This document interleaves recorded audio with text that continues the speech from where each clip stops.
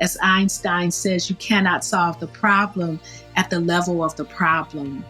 This capacity to heal and to hold and to forgive is incredibly important. And I think that that's the energy that gives us this as a tool to use for restorative justice, to restoring and uplifting the good in all of us. Mm-hmm.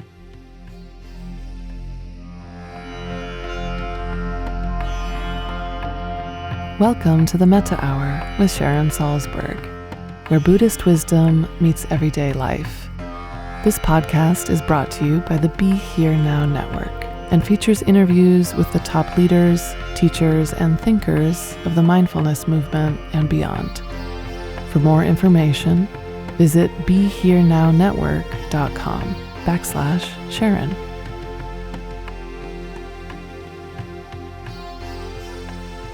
Hi, this is Sharon Salzberg, and today I'm in conversation with Cecilia Loving.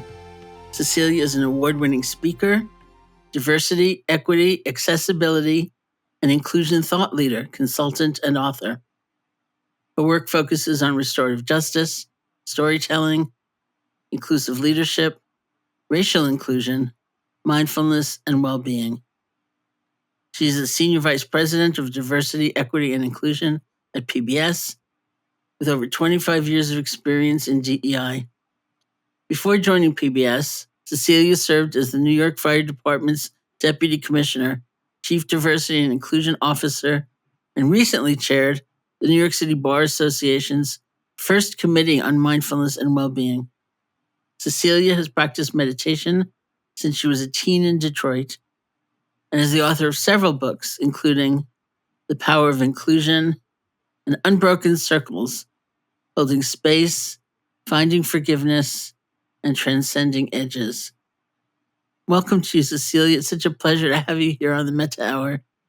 Thanks so much. I'm really grateful to be here.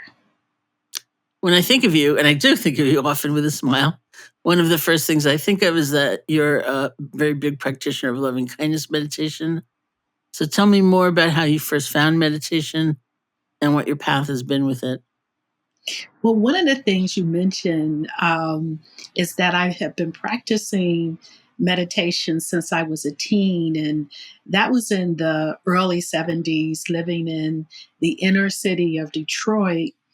And oftentimes I sought refuge from my surroundings and books and poetry, and often borrowed my mother's books. And so I confiscated one of her books that was called Mind and Master Power by Reverend Charles Roth. And that's a book of practical meditations and advice.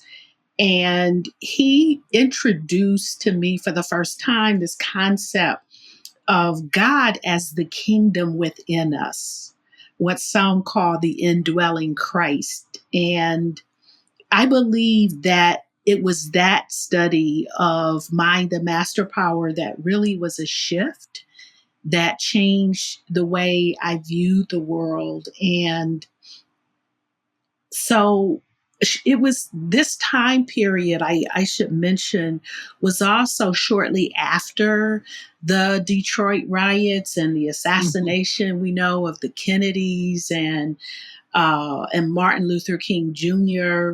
And so I was trying at the time also to make sense out of this concept of a nonviolent, beloved community at a time when violence appeared to be part of the energy of change. And so my mother had studied sewing with Rosa Parks. I always say she didn't learn how to sew, but she learned a lot about the civil rights movement and supplemented our public education with Black history, and at the same time enrolled us in a course for youth at a place in Detroit called the Home of Love. And it was led by a popular DJ there, the late Martha Jean, the Queen. That was her radio handle. And she was a great influencer and supporter of blue collar workers. Mm-hmm. But unbeknownst to many, she was also an advocate of the power of love and its healing power. And she taught us some things that are still the foundation of my practice. She taught us how to pray. She taught us how to use the power of affirmations, and she taught us how to meditate. And so that was my foundation for years. A few years after that, I moved to Washington, D.C. to attend Howard University. And I would go to this bookstore in Georgetown called the Yes Bookstore, which was a metaphysical bookstore. And that's what I used to continue to expand my research on meditation, reading books like The Silence as Yoga, that really teaches how we lift our hearts beyond the limited conceptions of life so that we can breathe freely in the infinite expanse of spirit. And so I'll pause for there. Right there, I was studying things like the Prophet, where Gibran teaches us that not only is God in our hearts, but really we are in the heart of God. And so that's sort of the journey that I was on, which is different than a number of people because it didn't begin in the Bible, what I call the ancient texts, but it took me there, and it gave me a different perception, I think, of God as love, and that we should focus not merely on teachings about Jesus, but really examine what Jesus taught. And so, for example, one of the things that I tend to meditate on a lot is a scripture from John 14:20, where he says, I am in my Father, and you are in me, and I am in you. Mm. And I can meditate on that alone for years. That's beautiful. In some funny way, it reminds me of this comment one of my early teachers made to me. And this is, of course, in a very different context, in a Buddhist context in India. Whereas this teacher, a man named Manindra, he looked at me and he said, the Buddha's enlightenment solved the Buddha's problem. Now you solve yours. And it made it so clear it wasn't a question only of respecting the attainment of someone else, but embodying it, becoming it.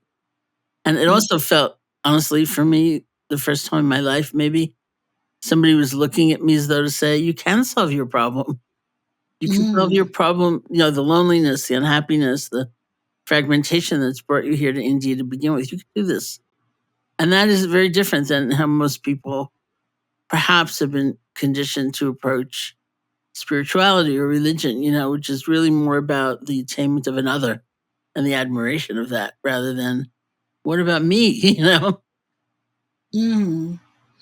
Which also reminds me of Eric Butterworth, who was one of the teachers who I studied under in the 80s and the 90s when I was living in New York. And in one of his books, Life is for Loving, he mentions that within every person there is a hunger and a thirst to be loved, to express love, and to let the infinite power of love flow through them.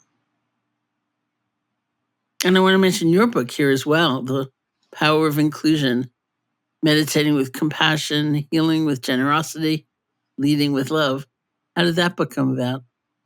So, thank you for that question. And one of the things that I wanted to do when I knew I was going to probably be leaving FDNY, and I wanted to sum up some of the things that I had learned in what I call the DEI, the diversity, equity, and inclusion space. And so I was sort of spirit led to write a book to summarize everything and to also lift up the importance of love, of spirit, of faith in this newly emerging field that focuses a lot on the intellect, that focuses on the business case, in order to convince people that DEI is important. And so it looks at the profitability of organizations as opposed to looking at its importance in our evolution as a people and how it helps our own well-being. And so to me, inclusion really is the energy of love. And in the book, one of the things that I mention is that without love, inclusion does not exist. And love embraces everyone as an extension of one family. Realize that when one suffers, we all suffers. So it's my testimonial of the importance of DEI and how we can bring our whole selves to it, and also how we can use it as a catalyst to shape a holistic approach in leading DEI at organizations. Well, I think that's really tremendous because, I read a lot these days about resilience, of all kinds of systems, of cities, of waterways, of people, of leadership, all kinds of things. And something that seems to be growing in popularity and understanding is looking at the natural world for what allows, say, a forest to be resilient after there's been a fire. What allows something to come back and not just come back in a kind of static way, to where we were stuck before, but in an ongoing way, in a generative way, so that we're back, but we're growing and we're changing and we're adapting. And one of the things they always talk about in terms of the forest is diversity.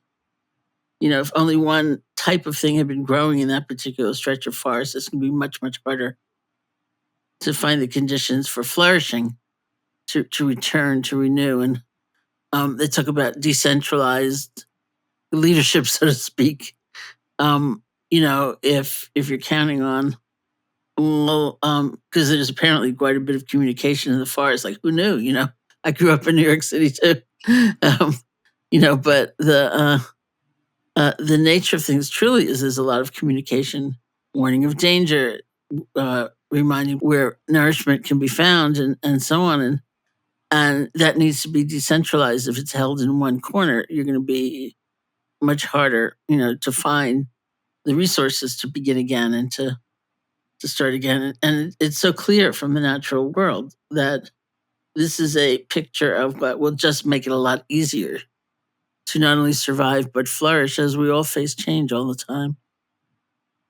Yes, and you're also reminding me in lifting up the importance of that, of also the importance in general of our Indigenous teachers and the work that is also reflected in my book, but one that I have really valued a lot is the importance of all our relations and our ancestors not merely being the people that we know and relate to because we've heard about them in terms of our family history, but the plants and the animals and our connection with all of life. And we've talked in the past about also circles and the energy around healing circles and the importance of honoring all voices and holding the talking piece, which is an Indigenous practice that has informed a lot of the work that I do in DEI. And I really not only honor the practice, but as my colleague Gina Liao and I always say, and she's someone who worked with me at FDNY and is a great circle keeper, we call circles the gift that keeps giving. Do you want to describe circles a little bit for us? Sure. Circles are, you can do them virtually or you can do them in person, of course. But it is that ancient tradition that comes from elders sitting around the fire, or just community connecting. And there is a talking piece. And the only person who can speak is the person holding the talking piece. And that piece is passed in one direction. And it allows all voices to be heard. It is particularly important when it comes to deep listening and in sharing our stories and establishing that common ground upon stories that we all can relate to.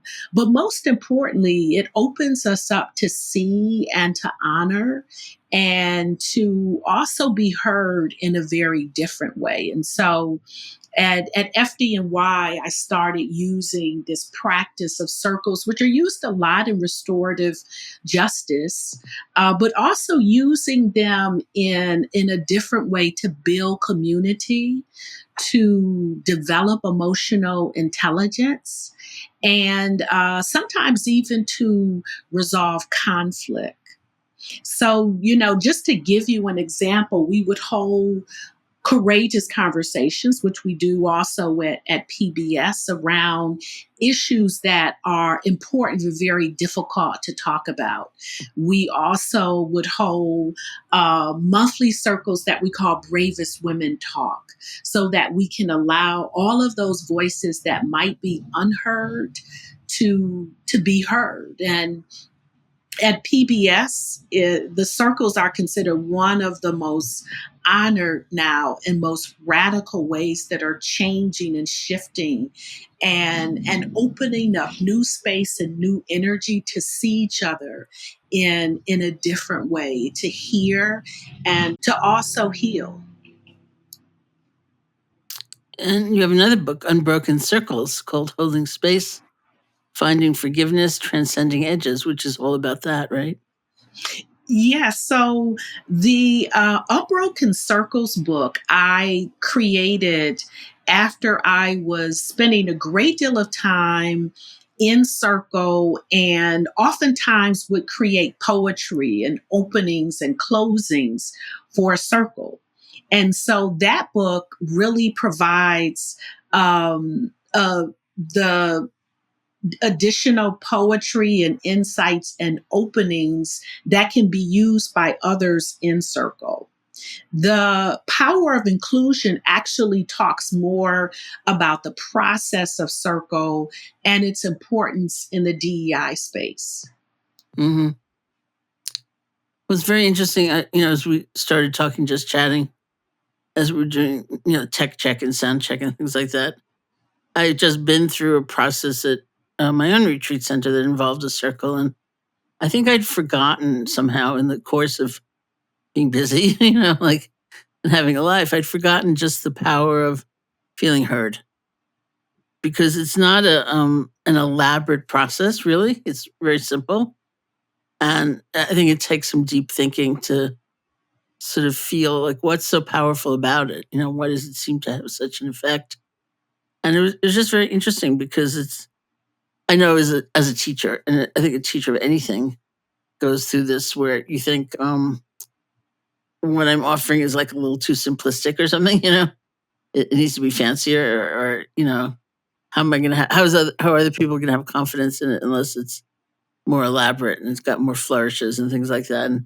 But I think about the best teachers I've had, that I would feel were the best teachers, and they were very simple, actually, and often repetitive, strangely enough. And then I think about the process we just went through, and I think, well, maybe one very powerful thing is just like you got to say what you were feeling, and nobody was like jumping on you and suggesting that you feel a different way. It is so simple. When the circle keepers put the questions or prompts into the circle, and one of the, to me, most engaging prompts is simply, what do you need to say to be present? Or is there anything else that you need to put into the circle? And if you have those two prompts, basically you're equipped to lead a circle. And I've been in circles where we've had a number of rounds simply around what do you need to say next? Mm-hmm.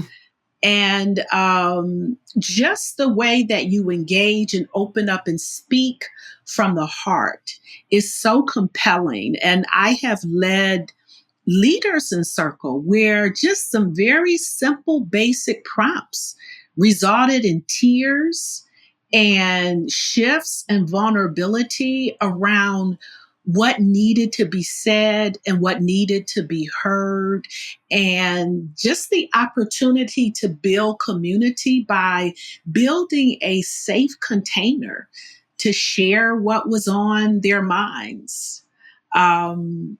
One of the other types of circles that I've done is actually in silence. And it is like having, and I have in my office at PBS, a basket of sticks. And I learned from Elizabeth Clemens, who also studied with Kay Pranis, both of whom are amazing circle keepers, the importance of using those sticks. And so what you do in the silence, and you have to do this physically, of course, is you pass the talking stick, you walk into the center of the circle, and you place the sticks in just amazing ways, whatever comes up for you, and then you pass it to someone else. And at FDNY, some of the firefighters who I've been in circle with just did the most amazing displays of sticks. Mm-hmm. And it's something that is so simple, but really builds community. Wow, that's incredible. I wanted to ask you about a different kind of circle. I'm taking this one in for a moment, which is around restorative justice, because it's such a fascinating movement in criminal justice reform, and speaks to, I think, how difficult it is for any of us as human beings to understand that our actions have consequences and to feel those consequences, and how important that is, and coming to terms with guilt and remorse and moving on, and or staying with what's happened. And it seems like a particularly potent place to have the process. So I'm wondering if you could say something about restorative justice. Sure. I believe that this evolving process, as I mentioned, of humanity and the power of love and compassion is so incredibly important, no matter what the field. And as you indicate, what takes us to one of the greatest tests is in our criminal justice system. And of course, some of the most powerful testimonials of Circle are with restorative justice, and people who have been the victim of horrendous crimes, have had spouses killed, ended up being able to resolve them with the power of this healing process. And so as many of my fellow circle keepers say, there is power in the circle. Or if there are issues that flare up, they say, let's just put it in the circle. And so there is something about the process and its accountability and the oneness, I believe, that we all share, and just being able to hold space, to establish that common ground, to come to terms with the fact that not only have many of us, or all of us rather, been harmed, but we have also harmed others. Mm-hmm. And it is that process of having the capacity to love and to transcend whatever it is that we are feeling from an emotional aspect, to lift ourselves up above the fray.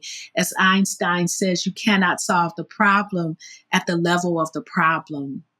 This capacity to heal and to hold and to forgive is incredibly important. And I think that that's the energy that gives us this as a tool to use for restorative justice.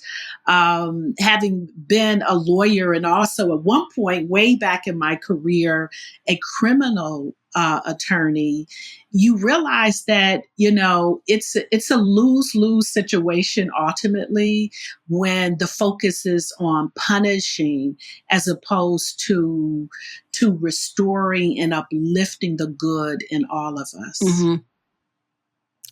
Well, I can remember, somebody was trying to give me examples once years ago, and they had established this particular friend who since died tragically, but was at the time she was an attorney. She had been a police officer for like 20 years or something like that, and she was establishing some different novel kind of uh, analyses of criminal justice. So, for example, there was a youth court, and so if a young person committed an infraction that was not, horribly serious and not really severe, but was, something that was not good, they would be sentenced by really a community of their peers, and maybe they'd be sentenced to music class or something like that, something that you wouldn't really think of in a court of law. And it was so interesting. And one of the things she was trying to explain to me was like, if you had robbed a store, maybe your thought was, doesn't matter. The guy has a lot of money, he misses payroll for 1 week and it makes no difference. But then if you actually hear his story, maybe it did make a difference. Maybe his sister couldn't pay rent because he's been paying her rent and suddenly had no money for a week. And because she couldn't pay rent, there were these consequences for her as a single mother. And then there was, and it's like we don't get it. The circles with which we are interacting, we are connected and that actions are consequential. And it made a big difference to the kind of the maturity and the development of these people to say, oh, it did make a difference. What I do makes a difference. Yes, it's so important when you look at the creativity that we need in everything, and particularly in the criminal justice system. When I was in New York, I had the opportunity to actually sit on the bench with jurors who were in some of the community courts. In a variety, whether they were dealing with drugs or dealing with prostitution, that usually came up in the court that's in the theater district, or they were dealing with some kind of marital dispute. The ability for the judge to exercise something that was non-traditional but help really address healing the harm in a different way was so incredibly important. And circles, of course, are one of the most phenomenal ways that you do that, and particularly you being used in the schools as well. And I just want to lift up that there are also restorative cities. Oakland is one. Detroit is one. And as I was preparing to leave New York, I was grateful that it appeared at the time that New York City was becoming one. And my team and I were able to lead circles for the mayor's office, for our colleagues at some of the other city agencies, and also for some of the private law firms and other places that wanted to engage in healing in a new way. So I'm really grateful for you lifting up the power of restorative justice and how it shows up in a number of ways. So the pandemic itself has been a time of many reveals. We've sort of had the curtain pulled back on a lot of hidden aspects or more hidden aspects of our culture and the assumptions we live by. And at the same time, there's a lot of pushback against growth in the US. And I'm wondering how you're seeing this effect in your work in DEI. Is there more of an opening to discuss things like systemic racism that there wasn't there before COVID? Oh, most definitely. I think that there was work that we did in DEI that can also almost be divided before and after George Floyd's death, in that that was really I think the dividing point, when there was a lot more accountability, there was a lot more now focus and commitment to DEI. I think that there's still a lot of fear, but more of a willingness to push past that fear to address the needs that can no longer be ignored. For example, when I was at the fire department, I would say after after George Floyd's death, there was more of a commitment by the city in general to address the needs that were always there. And I was on the mayor's task force. I established a task force on racial inclusion at the fire department. And there was a more willingness to dig deep and do a root cause analysis around how did we get to this? Why do we have these particular problems? And then most importantly, I believe a lot of leaders realize that DEI has to really report to the top so that there won't be interference, and that one individual or office cannot be held accountable for everything that needs to be done in the DEI space, but that it is the commitment of an entire organization. So all of these things, I believe, have been impacted by George Floyd. And I love what his daughter said, just a little girl who said, "My daddy changed the world." And I think in many, many respects, his death most definitely did have a huge impact on our commitment to inclusion. So through your work with the fire department, I imagine you were working with police officers at the same time? Right? I did. And I also did some training for NYPD as well. And interestingly enough, a lot of firefighters are former police officers. And, some of the training that I did for NYPD was in emotional intelligence. I did 4 sessions on emotional intelligence just before COVID, before we were more sequestered and stopped working physically with some of the groups. And the interesting thing is I had officers come up to me, literally some were almost bursting into tears and said, "This is just what I needed." And so at FDNY, we were also, I believe, able to do more in the mindfulness space than I experienced at NYPD, although I'm sure that's going to shift with the current mayor, who is, Eric Adams, is very much committed to mindfulness. And so at the fire department, I was able to create the first mindfulness group, mindfulness newsletter.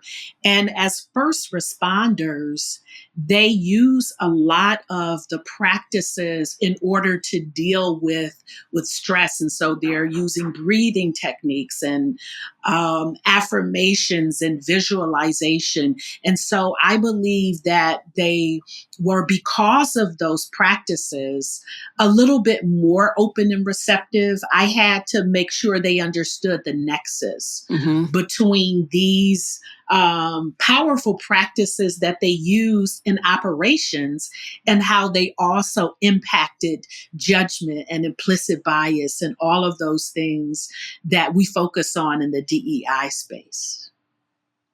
Yeah, I think that's wonderful. And it's tricky, as you know, I don't know if you could say we're post-pandemic, whatever place we're in with the pandemic. Right. And of course, this is being recorded at an earlier time than it will be played. So there's even more uncertainty. But, mental health is taking a hit in general. And you're doing a lot of work with first responders, and something that I've been drawn to for years and years now has been what we call, I think, in a misnomer, really, we call caregivers. It's like people on the front lines of suffering, whether it's in their families or professionally, who are dealing with the trauma of others, and yet feeling quite traumatized themselves. And so it's a very unusual arena because it's not often appreciated, the toll it takes. Most definitely. And I think that, the trauma, particularly, the vicarious trauma Hmm. that is impacted, most definitely that comes up a lot in the first responder space, as well as those who are just dealing with life and all of its various challenges in general, Hmm. particularly post George Floyd and in the pandemic. I think that radical self care is just a requirement for all of us.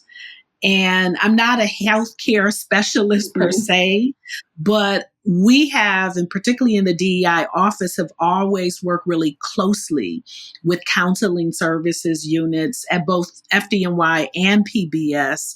And with first responders, you definitely see the cynicism, because they have to learn to wear the world as a loose garment.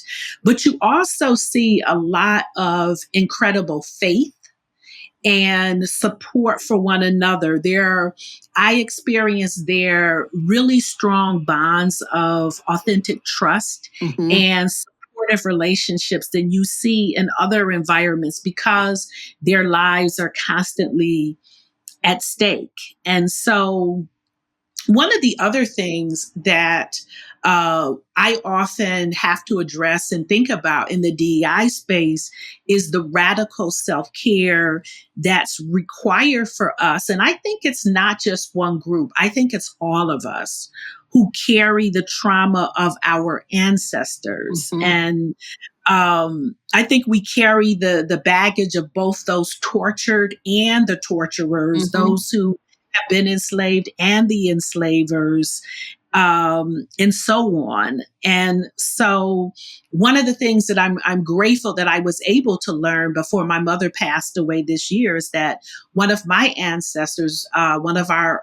uncles, great uncles, was lynched. And as a world and a country and a community, we carry this harm in our bones. And so Hmm.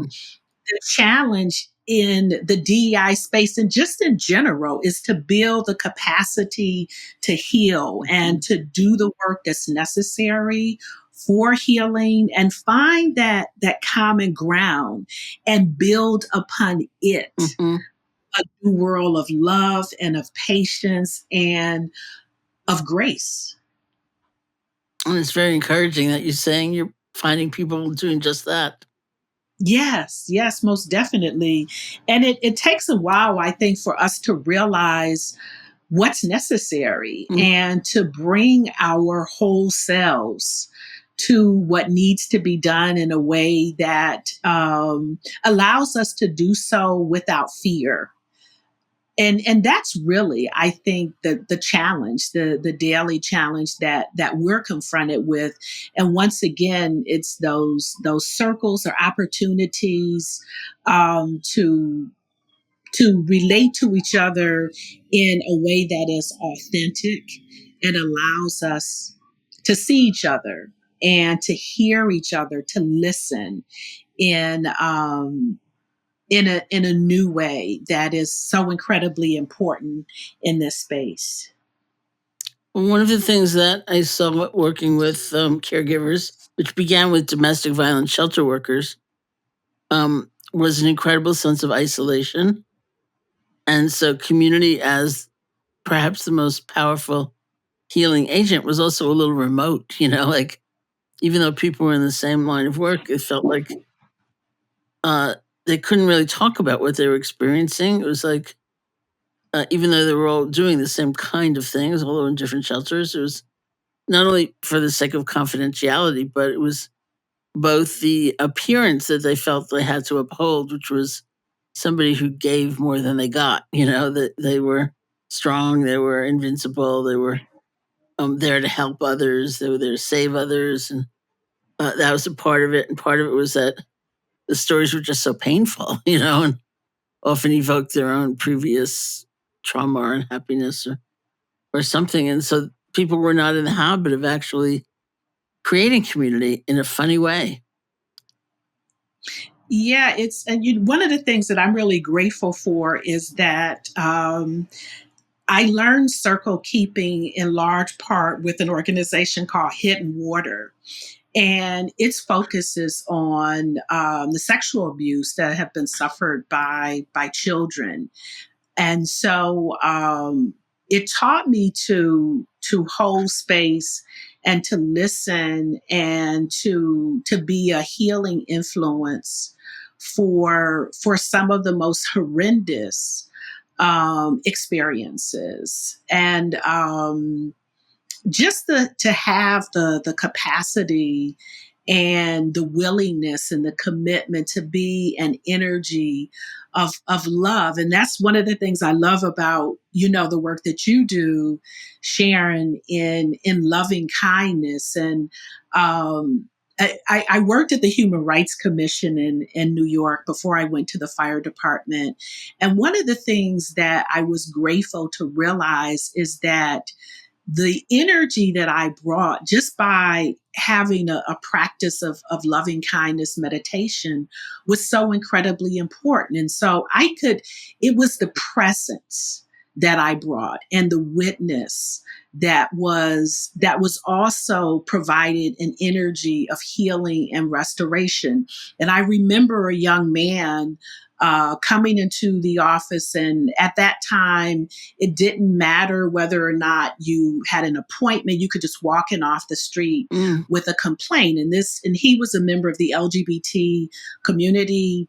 And he was just shaking all over. And I just calmly said to him, breathe. Let's just breathe. And I realized that the merits of those cases didn't matter, but it was being heard. That was so incredibly important. And so I often tell our circle keepers and others in the DEI space, a lot of the preparation for the work that we do comes long before we enter the room. And it's centering ourselves in that compassion and in that energy of love, and realizing that sometimes we can walk into a space and just be a presence and a witness with that energy of love. And it's sending out that loving energy when you pass someone, or when you see someone, or when you hear about something that is also important in this sort of ministry of love that we call DEI. That's a lovely term for it, the ministry of love, DEI. Yeah, that's what it is for me.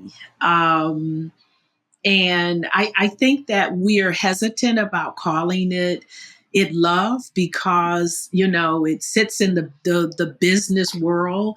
But essentially, that is what it is.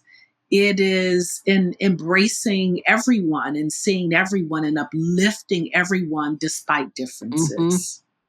Well, I think it's so crucial, because it's like the path we think we're going to take to healing is often, for some of us, it's not actually a path to healing.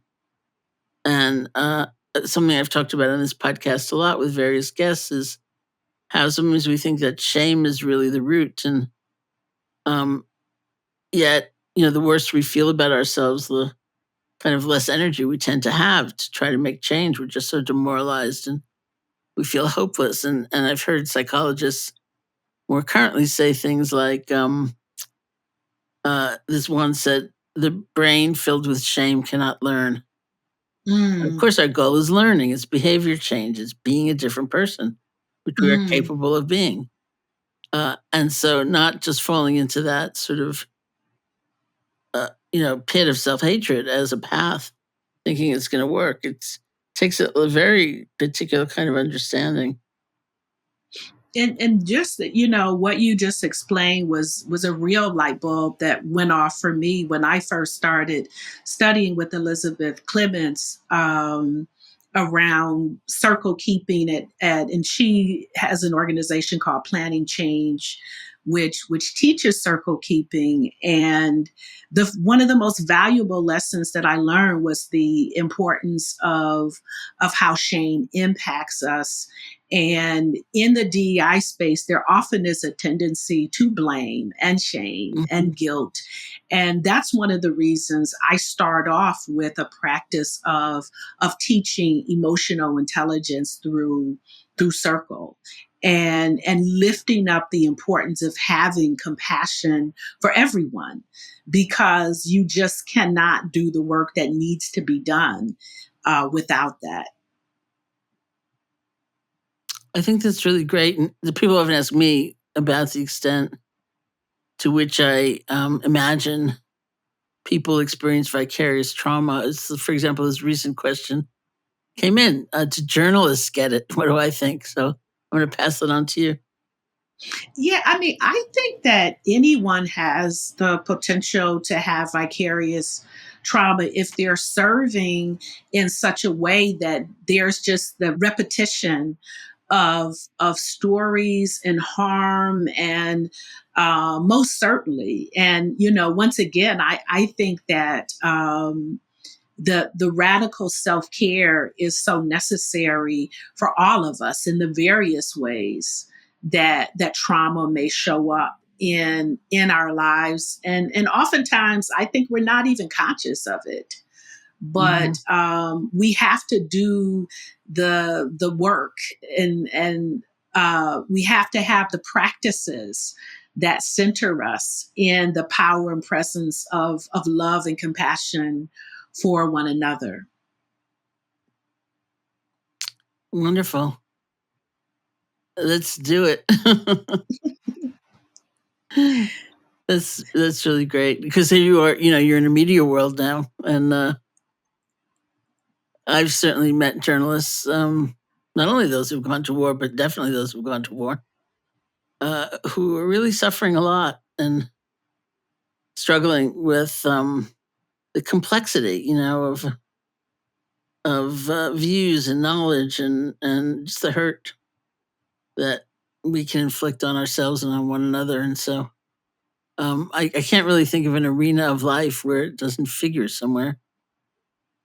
Yeah, and you mentioned the media world, and it's interesting how times have changed, and many of us just in our daily lives become part of the media of social media, Mm-hmm. and that impact, which is not even governed by the same rules as other types of more established media. And so there's just this constant vigilance that we have to have in terms of staying centered, and practicing what we call, in the more traditional space, practicing the presence of spirit. Mm-hmm. And I guess it doesn't really matter what your theology is. As Thich Nhat Hanh said, that there are some Buddhists who are more Christian than Christian, and some Mm-hmm. Christians who are more Buddhist than Mm-hmm. Buddhist. It is practicing the presence of love. Mm-hmm. That's beautiful. So before we finish, I'm wondering if you could lead us in a guided practice of some kind to bring the conversation to a close.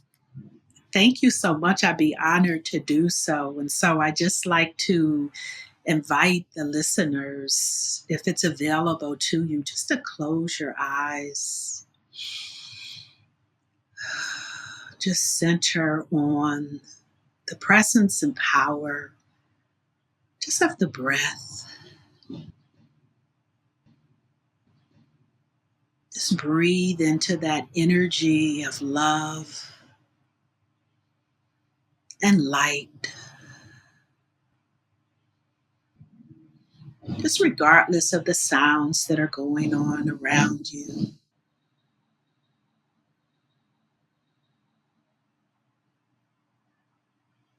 And just connect with that energy of breath. and the power and presence of love that continues to give birth to us, that gave birth to us from the beginning of time. And just feel that love as though it embraces your entire being, your body, every cell and every molecule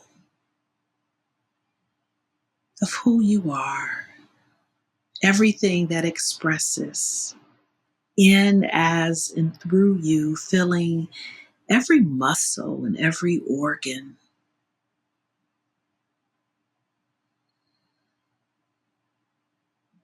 And in the energy and awareness of this love and how it breathes us,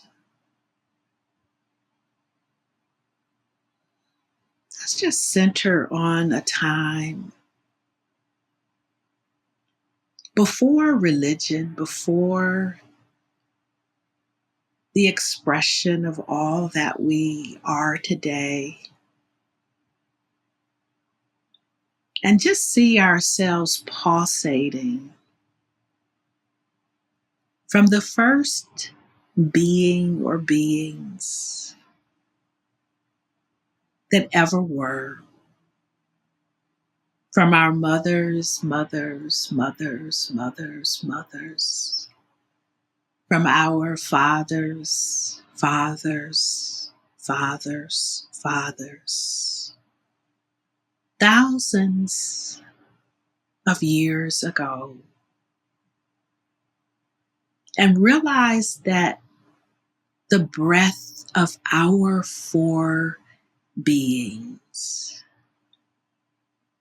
was the energy of love. And feel the strength and the compassion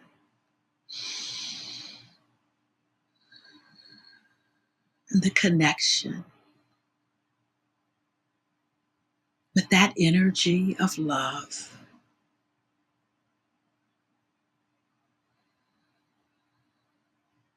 Love is a divine connection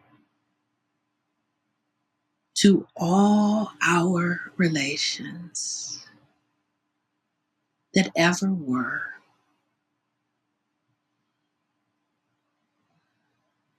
Love connecting the plants, the sun, the grass, every color, every reflection, every direction, and just feel the expanse of that love in which you live and move and have your being. That freedom, that liberty of everything and everyone, and also nothing and no one and nowhere.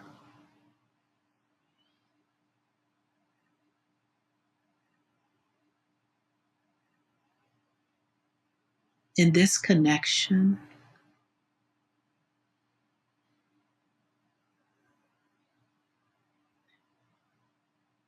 just resonate, if you can, just with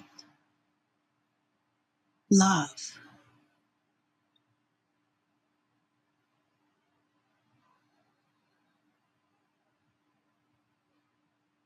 And feel it breathing through you as a single breath. And then another, and another, and another.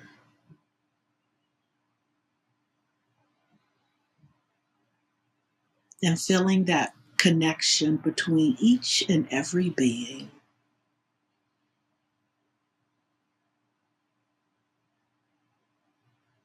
whoever was or ever will be.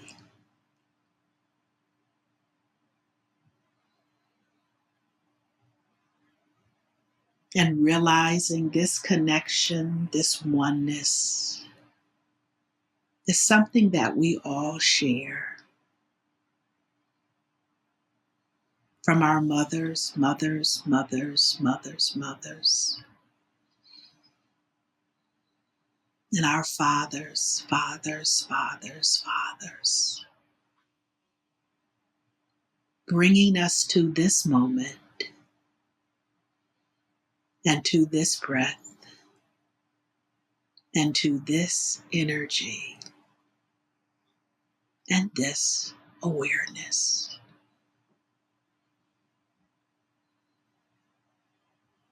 And so it is. So let it be.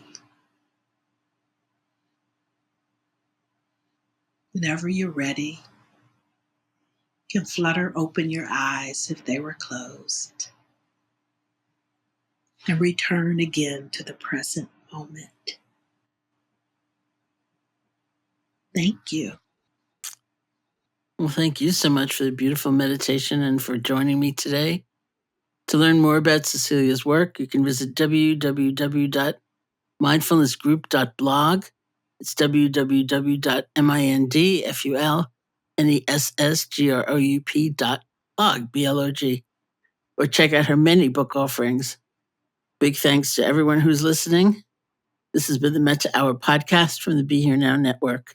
May you be safe, be happy, be healthy, and may you live with ease.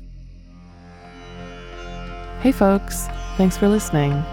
To learn more about Sharon and her ongoing teaching schedule, as well as online courses and a free guided meditation, check out her website at SharonSalzberg.com.